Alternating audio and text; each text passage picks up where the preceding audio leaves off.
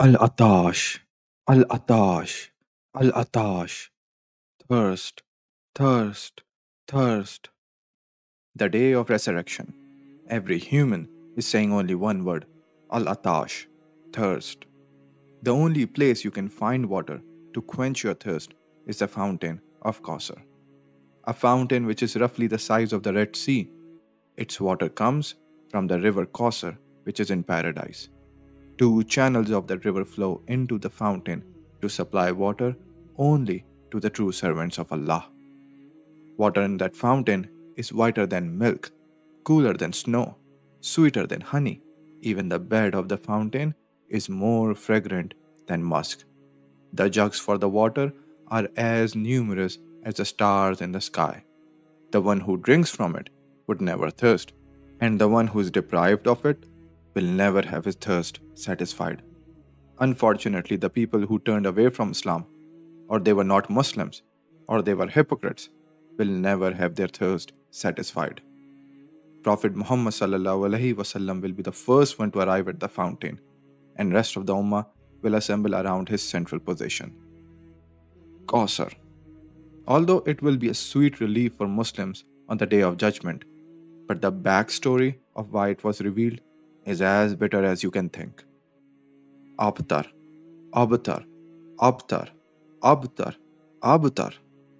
They were insulting Prophet Muhammad ﷺ by calling him Abtar. But why Abtar? What is Abtar? Who is Abtar? Abtar is a man who has been cut off, who is helpless and also powerless. A man with no power, no influence, and everyone looks down on Abtar. Since the commencement of prophethood, Prophet has lost his successful trade business. His community has ousted him. The message he is propagating is not well received by the people of Arabia. Nothing is working out for him. And during all of this, Allah decided to take away his 2-year-old son, Al-Qasim. Now you understand why they were calling him Abtar? This triggered the Quraysh, and they started making fun of Prophet Muhammad ﷺ, saying that you have been cut off from your lineage. There will be no one to take your name in the future. Especially As bin Well used to taunt Holy Prophet that they no longer need to bother about him because he has no sons to carry on his name and his message. Little did they know that there will be billions of us to carry his name to the very last day of this world, so he never becomes an Abtar. Taunts of Quraysh deeply saddened Holy Prophet. No business, no community, and now the son is dead too. Imagine the pain he was going through while being taunted by the same people who he used to call his own. Then the relief came from Allah.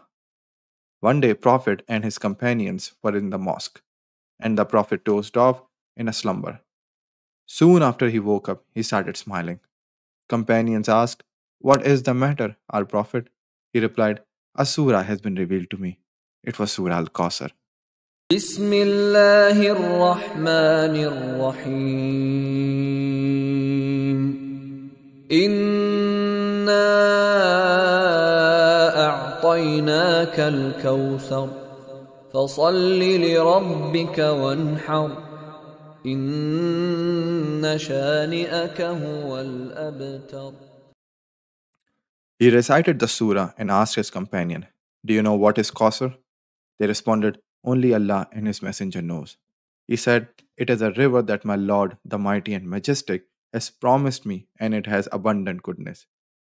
From this river, a fountain will emerge, where my Ummah will gather on the Day of Judgment.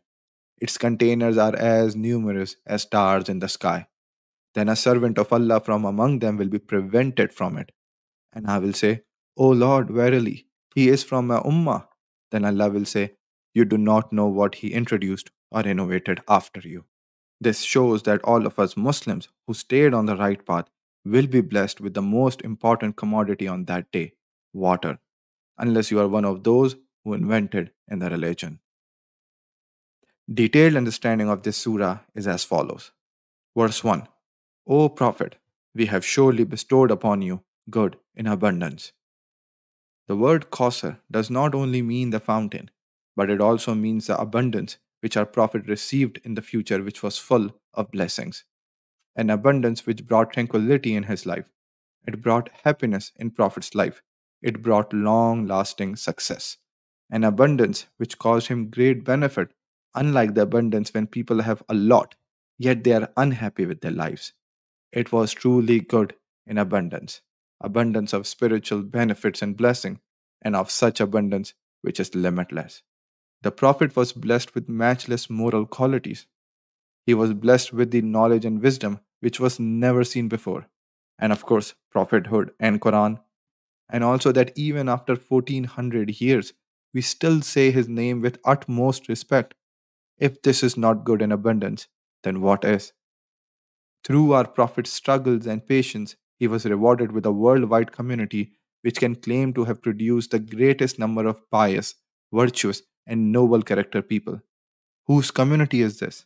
Our prophets. Isn't this the long lasting abundance? Yes, his son was taken away, but there are billions of us, the spiritual sons and daughters of his, who show him more respect and honor him more than any son does for his father.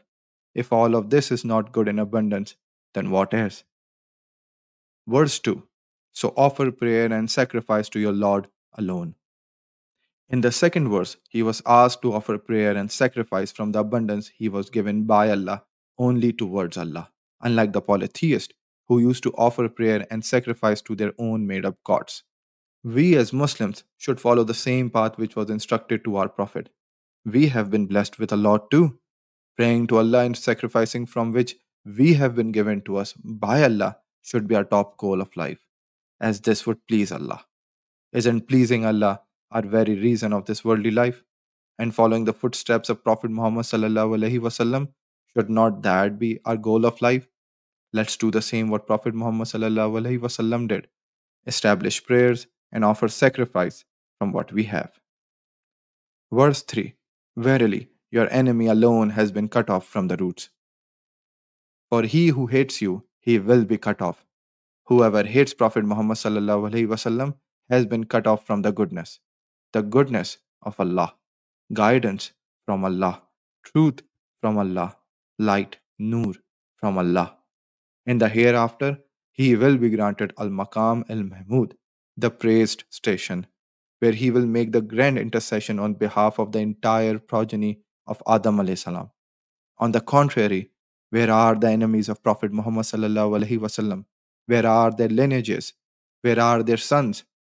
Their names have been lost in their own disgust. So who is the Aptar now?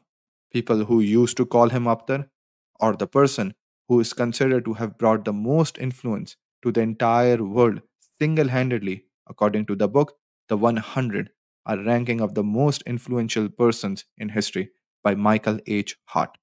This entire surah is a great lesson for us Muslims. It teaches us to be grateful of whatever goodness Allah has given to us, and in return, we should pray to Him sincerely and sacrifice from what He has given to us. And we should know that enemies of Islam will be ruined. These people have been cut off from the source of the Creator, and their hereafter is doomed, and we will have the glory on the day of judgment.